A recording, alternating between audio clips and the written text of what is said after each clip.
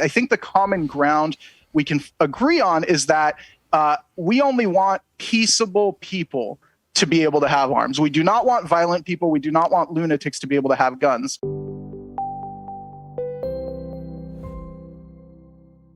You're listening to Talking About Guns, or TAG, as we like to call it. My name is Matt Littman, Executive Director of 97%. We're a new bipartisan organization working to reduce gun deaths in America. As part of our mission to change the conversation around gun safety, TAG normalizes dialogue about guns. We invite guests from all sides of the gun debate and talk about the hot-button issues, but without the screaming. My guest today is an attorney at Michelle & Associates who works on numerous cases for the California Rifle and Pistol Association and helped write an amicus brief for a firearm case being considered by the Supreme Court. He's a Second Amendment activist, a prolific gun rights advocate, and a guest author for The Reload. Kostas Moros, welcome to TAG. Thanks for having me on, Matt. It's a pleasure to be here. So, Kostas, your name's been in the news a bit lately talking about Second Amendment rights. Tell us, if you would, how this happened. How did you become so involved in Second Amendment rights? Well, first of all, it's really strange to have my name in the news. I'm still getting used to that. But what inspired me to get involved, and I think this might be surprising to a lot of my followers online, is I used to be a pretty left-wing person for most of my life. I was never, when it comes to the subject of guns, I was never anti-gun totally, because I grew up in a household where my dad's been a lifelong hunter. So, we had guns in the house. It wasn't something that scared me, but I was definitely one of those, there should be a lot more gun control type of people, although guns shouldn't be generally banned. What changed that was, frankly, not to get too political here, but the election of Donald Trump. At the time, I have a slightly different opinion now, but at the time it scared the hell out of me. This is a guy that was talking about very authoritarian things. He had very authoritarian inclinations. So I started to look again at the founders' original purpose for the Second Amendment, which was not, hunting or even personal self-defense, but rather it was about this fear of tyranny. And even then, I wasn't a crazy person. I did think even Trump, it was a remote threat, but it was a threat.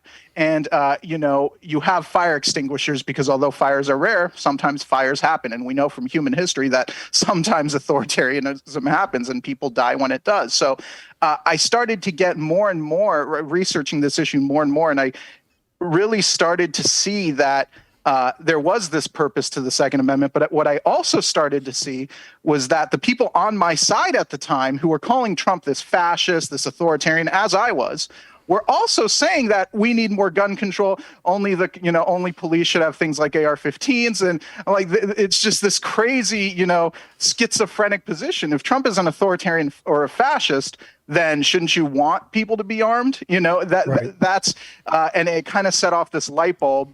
And I started reading about the issue more and more. And then a couple years later, I landed at Michelle & Associates here in Long Beach, which works for the California Rifle and Pistol Association. I've been there ever since. So sorry for the long-winded rant, but that's good. My story. So that's interesting, because usually people aren't that open-minded enough to look at something like that, such a big issue, and be able to change their minds on it.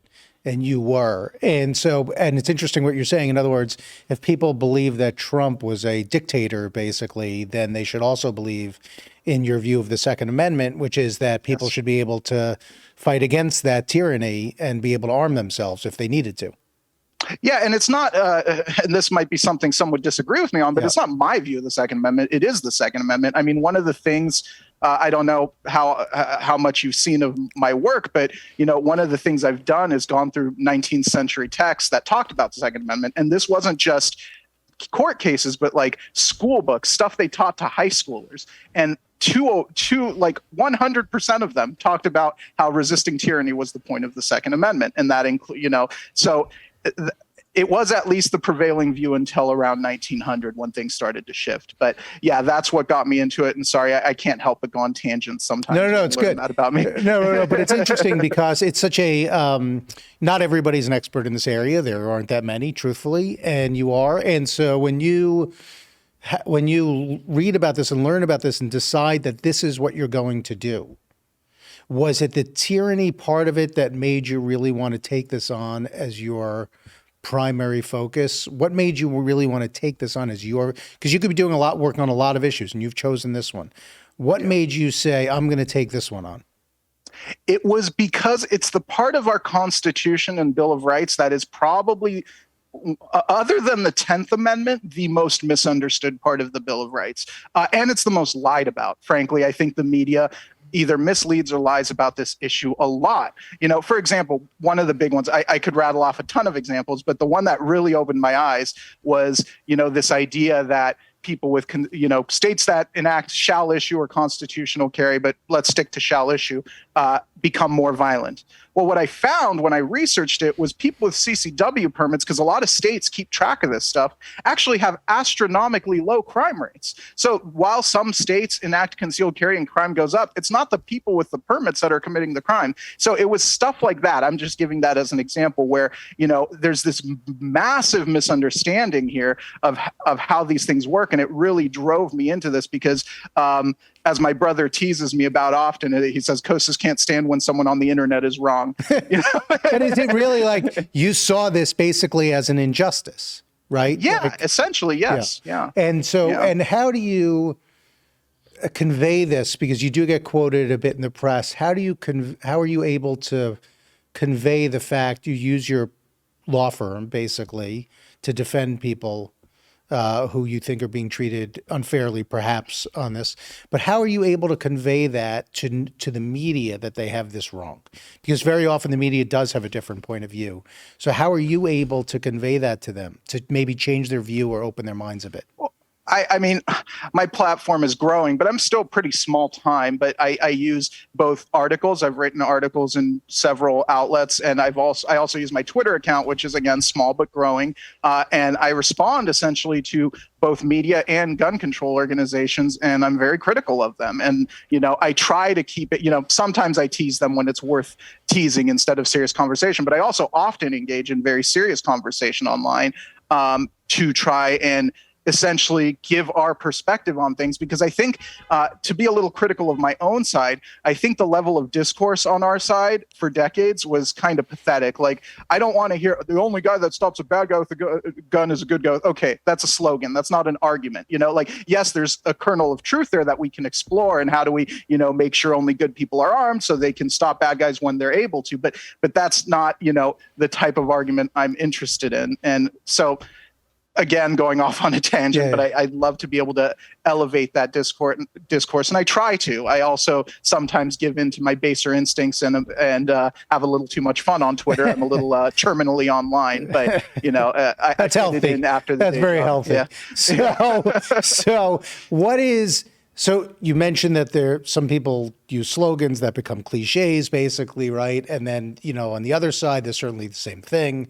How do we what do you think is the common ground in this case? Everybody wants less death, for example, but what's the common ground? Well, I think that everyone, and by the way, I think when I talk about non-gun owners throughout this conversation, what I mean is non-gun owners of good faith. I'm obviously not going to find grounds with, sorry, no disrespect, but people like Shannon Watts, I'm not going to find common ground with her. She probably hates me. But people who are non-gun owners who do look at this in good faith, I think the common ground we can agree on is that we only want peaceable people to be able to have arms. We do not want violent people. We do not want lunatics to be able to have guns. The trouble comes, of course, in how do you identify who these troubled individuals or violent individuals are without violating due process, because due process is also a very critical part of our Constitution. So I think that's the common ground, and how do we get there is the thorny part. So it's really before a person gets the gun is the key factor for you. Is that correct, basically? That's essentially correct, but the devil is in the details, as I'm sure we'll discuss. Yeah, well, so it's interesting because we talk about red flag laws a lot. You probably talk about red flag laws in some capacity a lot as well. We talk about due process a lot, making sure this process moves fast, making sure that if somebody, we had a meeting recently, Kostas, on Capitol Hill, where we were told by a congressional staff that members of law enforcement in New Jersey had just come in. And one of the things they said was that on the red flag laws, which we do favor, that people were using them in this vituperative way to get back at somebody, and that we had to be much more careful about people's ability to do that. Do you see that as an issue? Yes. And everything, and we can talk about 97%, all their policies, but everything I look at from the lens of my experience in California, not, how it might work in an ideal state that does everything in good faith. So we have one case, which isn't actually a red flag law. It's a GVRO case, I believe, a restraining order, not even GVR. It's a restraining order where someone lost their guns. And we're challenging it because it's basically this family, the Wallingfords, you can look up the case, where their neighbor basically had a feud with them. And she's on camera, making gestures at them from their cameras. So what did the judge do? As judges often do, because they don't want to, be the person who lets someone keep their guns and then something terrible happens, he issued a mutual restraining order on both sides. So the Wallingfords have lost their right to firearms for years now, and it's gone to appeal now, but we'll see how it plays out. But they've never shown that the Wallingfords did anything violent. If anything, the only actual evidence is on the other neighbor's side. So that's the kind of case that gives me pause about red flag laws. And however, I'm not saying a majority of red flag reportings are, aggrieved lovers or other angry people, but that's going to happen inherently, so we have to watch out for that. It's interesting. We talk about, you mentioned before, non-gun owners who operate in good faith. What do you think that those non-gun owners get wrong about the gun owning community? So I think a lot of them, whether in good faith or not, really think we don't care when something like Nashville happens or Uvalde. And that's tough. I can say I have a 3-month-old daughter, very new to this whole fatherhood thing and, not being able to sleep. But I don't want her to grow up in a world where school shootings are a regular occurrence. I didn't grow up in that world. We've always had guns, but growing up, school shootings happened, like Columbine happened when I was a child, but they were so infrequent that it was almost like a tornado or an earthquake or something. Yeah, it happens, but it's so rare that you don't really think about it. I know growing up, we didn't have school shooter drills, and I went to public school here in San Diego. So now they're more and more frequent. And the idea that we don't care when children are gunned down by lunatics is absurd and frankly offensive. We do care. It's horrifying. And it's a national embarrassment that this keeps happening. We have to find a way to stop this. But at the same time, we have this proud historical tradition of firearm ownership that dates back to our founding. And we've had repeating arms in this country since at least the 1850s, and they became super common after the Civil War. Yet mass shootings at this frequency, instead of once or twice a decade, to have major mass shootings once or twice or 3 or 4 times a year, that's new in our history. And what do we attribute that to? Some people have said that it's like almost like a mass hysteria or becoming like a way to communicate in a sense. You're so lost in life that now you think this is the way to get your point across. What do you attribute this to, this increase? I am a big proponent of the media contagion theory. I think Columbine was the dividing line specifically because they made these shooters celebrities. And we know from not every shooter is driven. I'm not saying, if the media stopped this coverage that all of them would go away, because you have things like workplace shootings where it's clearly not about fame. It's about getting back at, coworkers you hate for whatever reason. But a lot of these shooters, especially when you hear things like they left a manifesto, that's the kind of thing where they want fame. And I think, this is a controversial position on my side. But for example, in Nashville, I don't think they should release that manifesto. I don't think there's, if there's anything newsworthy, the only parts that are newsworthy, I think, are how did this person select their target? How did they do it? Just things that can educate us about how to avoid this in the future. But I don't care about their rantings, and I don't think their rantings should be made public. It's only going to encourage the next guy. So. Yeah. I think, it's interesting when you mentioned 97%, obviously we're 97%, and we try to focus on where we think the vast majority agree. Your focus is on the Second Amendment in a legal sense. Our focus is on where the vast majority of people agree. Do you find that we're going wrong in some place? Yeah, it's no secret that I've been a little critical of 97%, a lot critical of 97% on Twitter. And that's because the reason I engage with you guys so much on there is because to your credit, I think you've come closest of all these gun owners for gun control groups. That's how you're perceived. And it's the reason you've come closest is you have acknowledged in your research things like assault weapons bans probably aren't effective. And those are what are political lightning rods on the gun control side, so that's great. Where I think 97% errs is that there isn't enough calling out because let me back up. 97% says its whole premise is it also represents gun owners. But it seems like what you're trying to do here is, okay, we've identified the things gun control or gun owners might concede to us. They say, okay, fine, you can have these violent misdemeanor laws. Maybe we're okay with gun permits. Not me personally, but maybe most gun owners are. But there isn't actually any give and take in what you're proposing. You're not saying, for example, let's do a national gun permit law, but also there will be some national law saying you can't have an assault weapons ban, a trade, a compromise, a give and take. I think that would go a long way towards resolving this. And one other point is you have to look at what these states are doing. For example, you talk about the gun permit laws in 97%'s platform. Yes. And a lot of gun owners who live in red states may imagine this as like, okay, it's like an Arizona CCW permit. You apply, you get it back in a few weeks, no big deal. It's a small fee. I see it, and I see what California has done. Yeah. So after Bruin, one of my jobs has been to get these counties that have never issued permits to regular citizens in line. I think you wrote something. Did you write something about one of these counties recently, like on Twitter? Yeah. So I'll get. Right now, I'm dealing with several cities in LA that Santa Monica, Long Beach, Laverne. They're charging over $1,000 in total. To be fair, not all the fees are going to the city, but the expense to the applicant ends up being over $1,000 for a permit.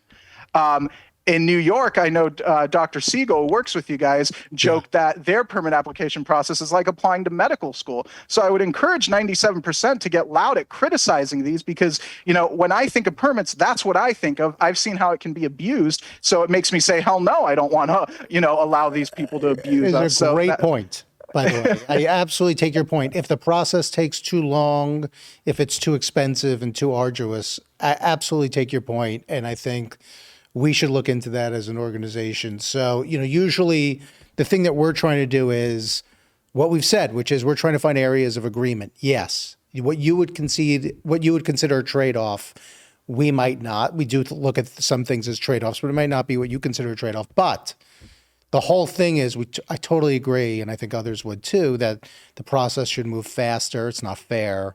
And if these things do take a long time, I didn't hear Dr. Siegel say that. I'm going to ask him about that after you and I speak. I think it was in his PowerPoint presentation a few months back, and he said it on Twitter. But but that's a great point. And it's not only, it's true, we talk about that with the red flag laws as well, like the timetable, in other words, for a person to get their due process. In some of these areas takes too long. It's not fair. And if there's a Second Amendment right to have a gun, as there is, then that's not a fair process very often. So I definitely take you at your point. So what do you think would be a good way for us to, before in that process where a person applies for a gun, for example, how do we best figure out what to do? In other words, if we think of somebody as being a danger possibly to themselves or others, what do you recommend? When they're applying for a permit, or are you talking about it in a red flag law context? Any process. Just what would you recommend we do in terms of safety? Well, I mean, when they're applying for, their background check here in California, if they have a sordid mental health or criminal history, they'll just be denied and they can't buy a gun. I imagine that's the same thing that would happen with a permit. But in terms of red flag laws, and I'll come back at this again from a California perspective, how it works here is, you get red flagged. If the judge approves it, you have 21 days to set a hearing. And in that 21 days, the person can lose their firearms rights, or does lose their firearms rights if the judge approves it. That part has concerns, but that's not the biggest concern. I'm like 21 days, it sucks to lose your rights for any period of time, but okay. The problem is, after that, at the hearing, a judge can order you to lose your gun rights for 1 to 5 years.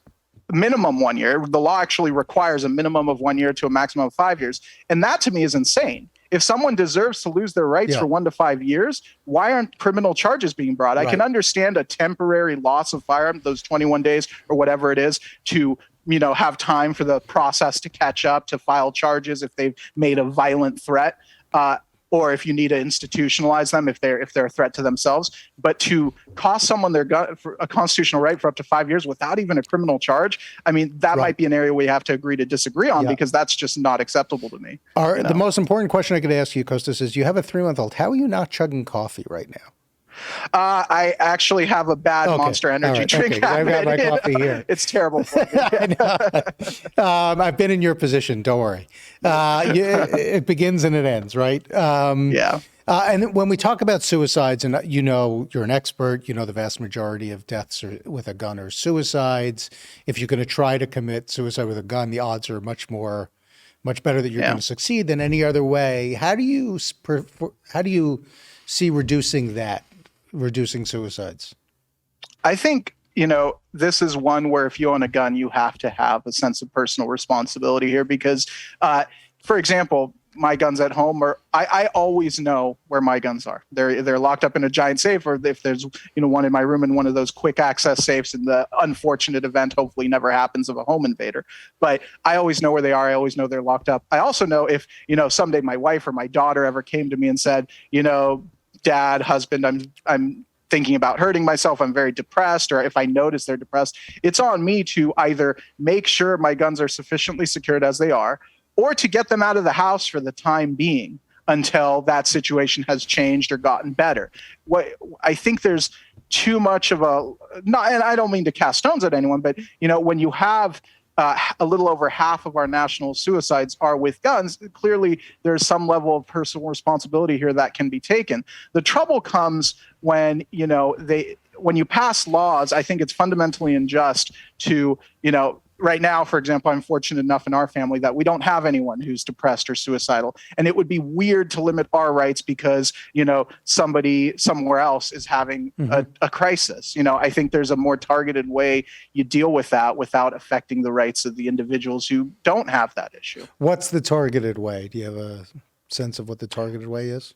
I mean, if someone has a mental health history, that's one way to look at it. If they've been involuntarily committed, that's a way to look at it. But I don't think this is something that you can necessarily solve with legislation. And that's because, I've written, I think, an article about this, that although the United States has a very high homicide rate, but its suicide rate is actually within the normal range of first world countries. It's on the higher end of that normal range, but there are a handful of countries with very strict gun laws like Korea, Japan, Belgium, Finland that have higher suicide rates than us, despite very low gun ownership and very strict gun laws. So I don't think this is necessarily a gun thing, especially when it's also very demographically based. Like there's this interesting argument, and I haven't done enough research on it personally, but, it correlates suicide with actually altitude. It's California and the coastal cities and even the South don't actually have very high suicide rates, even though, for example, in the South,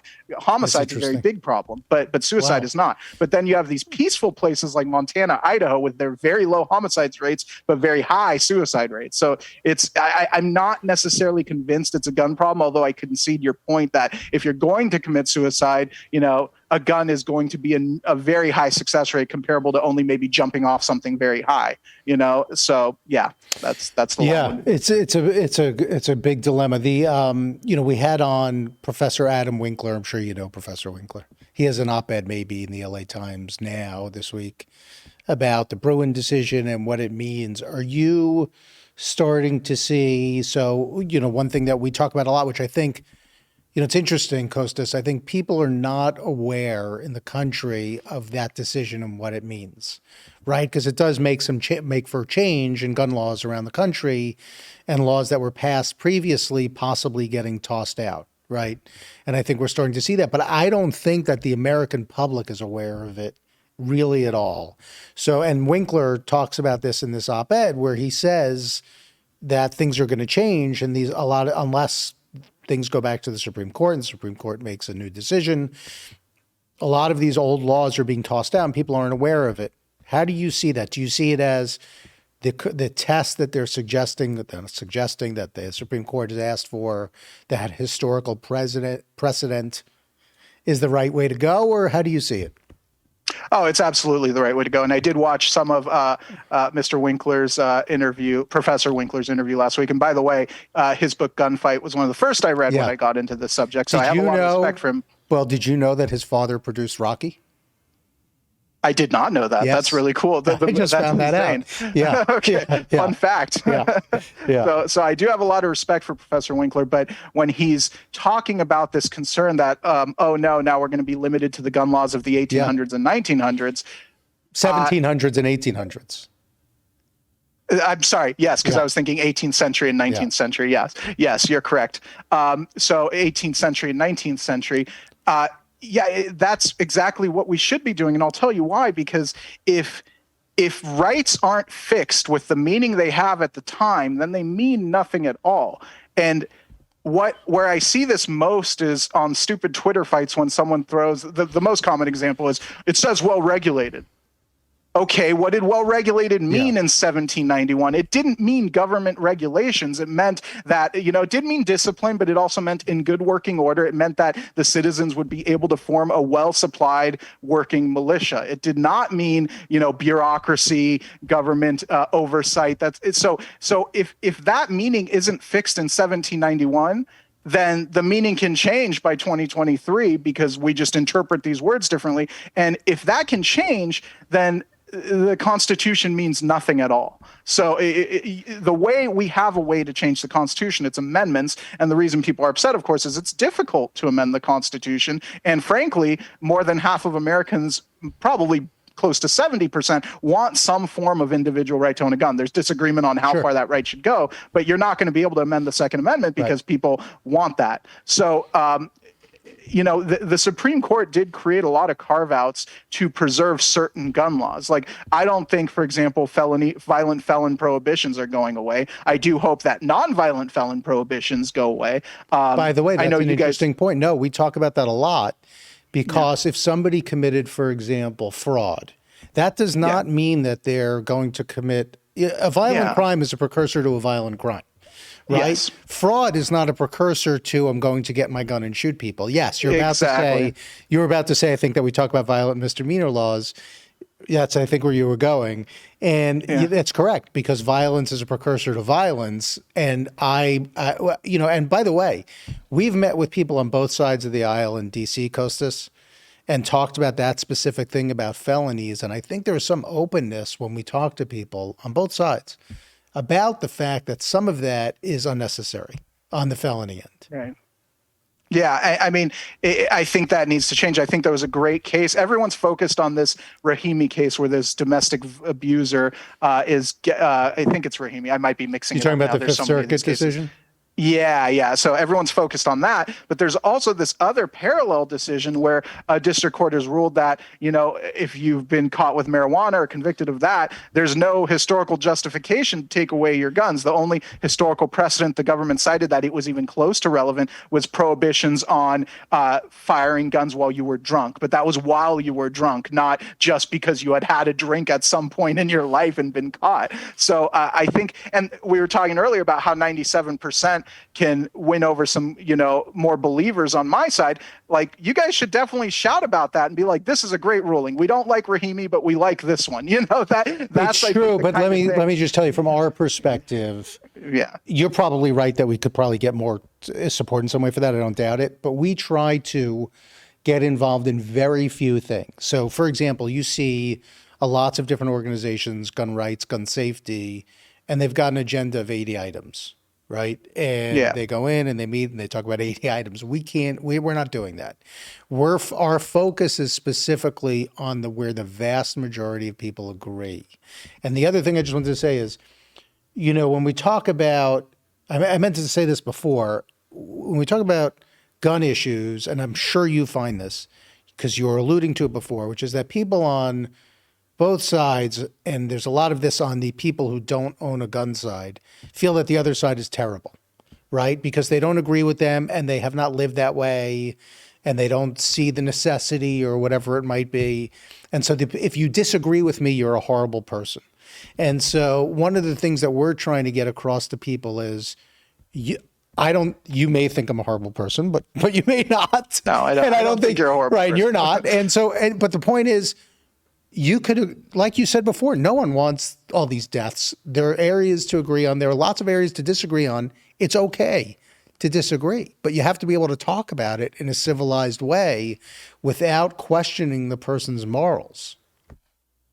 Yeah, and I think that's true, and that's the reason I agreed to come on this podcast, and the reason I engage with 97% so much on Twitter, to the point where I hope it's not perceived as bullying, is because I think you guys are so close. Thank you. I think you're so Well, close, and it's frustrating because, and I'm not even saying like, oh, I necessarily agree with everything, because there's a lot of stuff Sure. I'd nitpick in your policy platform, but I at least agree that when you wrote that, it sounds like more good faith than we usually get from, like, for example, Giffords Gun Owners for Safety, or these groups that are literally just front groups for their parent organization. So to your point, though, when you're talking about these specific core issues, for example, if 97% wrote an amicus brief in the Antoniuk case, which is this New York carry case that Dr. Siegel was talking about, and that would be very persuasive if 97% wrote an amicus saying, we're for gun permits, but you're making gun permits look bad and you're harming our mission by doing this because you're making them too expensive, too costly, too invasive. Like, you have to, have all these tests, you have to have personal references, and that actually hurts the perception among gun owners of these permits. I think that would be very persuasive, and it would win a lot of good faith. But I know that lawyers are expensive, and writing amicus briefs isn't cheap. But so even public comment. You're a lawyer. Tell us how people find you if they want to hire you and hire your firm.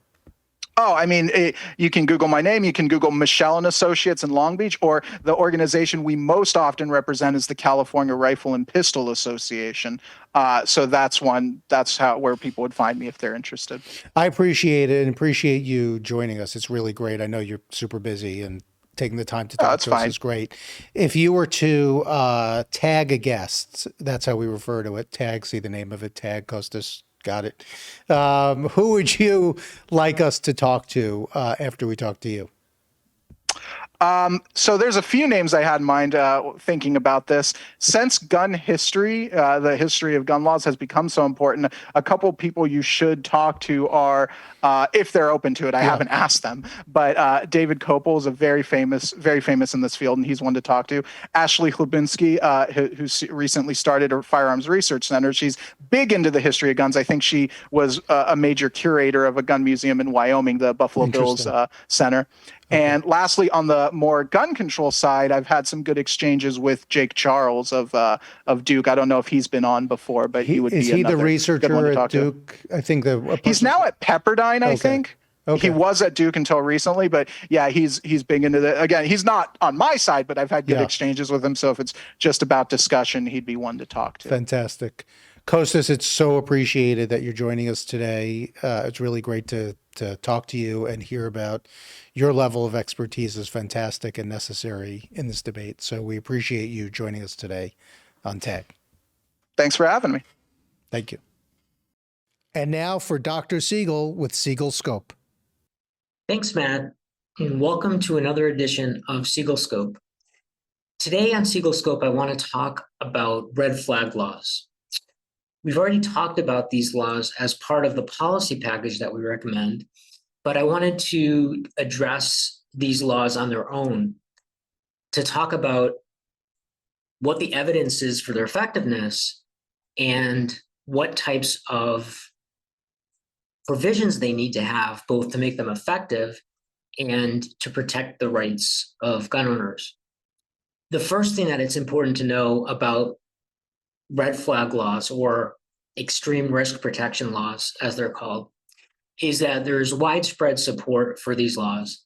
At least 80% of gun owners believe that people who are a risk to themselves or others should not have access to guns.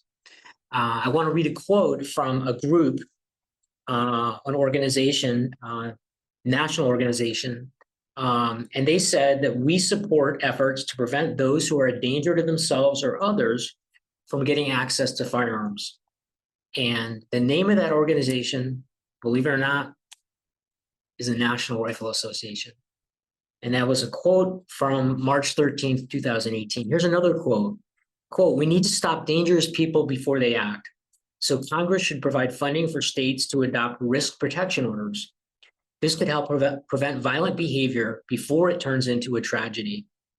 These laws allow a court to intervene and temporarily remove firearms when a person threatens violence to themselves or others. We can take action and prevent violence and protect the Second Amendment rights of law-abiding Americans at the same time. That's why the 5 million men and women of the National Rifle Association are committed to do, and we hope you'll join us in getting it done. So everybody, even the most conservative NRA, believes that people who are a threat to themselves or others should not have access to firearms. And there's literally no one out there who believes that they should have such access. So what is the evidence that these laws actually make a difference in practice? Well, there's very strong evidence for it. First of all, there are a number of studies that have been done focusing on Connecticut and Indiana. Those were two states that very early on adopted these extreme risk protection laws. And basically what they found is that in Indiana, there was a 10% decrease in firearm suicide rates when its red flag law went into effect. And in Connecticut, there was actually a 16% decline in its firearm suicide rate. There was another study that looked at 5 different states that had red flag laws, and they found a 6% decrease in firearm suicide in states that had red flag laws. So the most conservative estimate is that these laws will reduce firearm suicides by at least 6%. In Connecticut, it was estimated that between 1999 and 2013, 78 suicides were prevented by the Connecticut red flag law.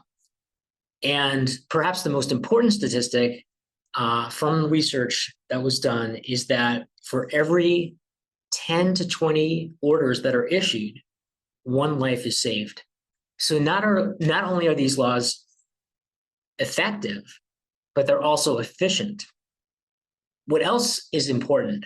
Well, there's several aspects of the provisions of these laws that are important in order to make sure that the law is effective as it can be. The first is that some of these laws say that a law enforcement officer is the only one who can make pursue a protection order. Others say that it could be a law enforcement officer or a family member. And then in some states, it can actually be someone else, such as a teacher or someone in the educational system. It's really important that these laws include not only law enforcement, but family members. I think family members are probably the most important people to include, because they're often the ones who know first. They're living with the person. They know when someone's at risk. Perfect example of this, sadly, is the shooter in the tragedy in Nashville that recently occurred. Apparently, the family knew that this individual was at great risk for having a gun. They were worried that the person had a gun. They were checking the person to make sure they didn't have a gun when they leave the house. And this is a perfect situation where if they had exercised their, if this law had been in place in Tennessee, they could have brought this to the attention of authorities and had an extreme risk protection order issued so that this person would have been disarmed and unable to go and commit the tragedy that they did. So family members need to be included. The second thing that's important is that the laws have to be implemented. There are a number of states where the red flag law doesn't seem to have had much of an impact. But when you look at it, it's not that the law doesn't work, it's that the law wasn't invoked. The police in those states are simply not pursuing risk protection orders. And part of it, I think, is just publicity. I think that there needs to be educational campaigns letting people know about the existence of these laws. It's not enough to just pass them. People need to know that they exist and that they can use them, and they have to be told how to use them. The last thing I want to address is what are the requirements or the provisions of these laws that should be in place in order to protect the rights of gun owners. And these are things that all red flag laws should include in every state. And the first is there should be expeditious or timely due process before someone's guns are permanently taken away. This is a Second Amendment right. And before you take away a constitutional right, there needs to be a due process hearing. And it should be a timely hearing. We recommend that, or I recommend that the time frame be no less than 5 days. We've looked at all the red flag laws that exist, and it seems like the lowest, the state with the quickest turnaround is New York State, which requires a 3 to 6 business day turnaround for the law to be in effect. So, or for the hearing to take place. So my recommendation is it really should be no longer than 5 days, preferably 3 to 5 days, if possible. The second thing is that there be an expeditious process for return of the firearms after the order expires. And the model language there is the language that Massachusetts has, which is that the weapons must be returned, quote, as soon as reasonably practical. And so that is essentially as quickly as they can be returned by law enforcement. The third thing that these laws should have, the third provision, is that there should be a mental health exam offered free of charge to the person who's under a protection order. I mean, these are people who presumably, one of the major reasons they're being referred for these orders is because of mental health problems. And if that's the case, it's not enough to just take their gun and then just leave them alone. We need to get them into treatment. They deserve, at very least, from the state that the state doesn't just take their gun, but get them into treatment, or at least examine them to see if they're in need of treatment and to make the proper referrals to get them into treatment if they desire. And I'll mention one other thing which is important, which is what is the legal standard that is set for taking away someone's guns. And there's two variations that I've seen in red flag laws. One of them is you have to show a preponderance of the evidence, which means that there just needs to be a greater likelihood than not that the person is at risk. And a second standard in some states is, quote, clear and compelling evidence. And my view here is that because this is a constitutional right that's being taken away, you really want to have clear and convincing evidence that somebody is a risk to themselves or others before you start taking away a constitutional right. So that's the language that I would recommend in these laws.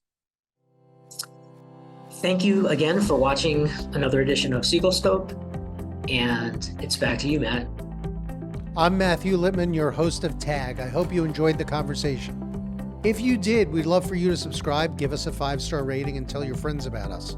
You can find more episodes of TAG on Apple Podcasts, Spotify, Google Podcasts, or wherever you like to listen to your podcasts. Give us a follow on Instagram and Twitter at 97%org, and tag who you'd like us to chat with next. Thank you for listening, and we'll talk to you soon.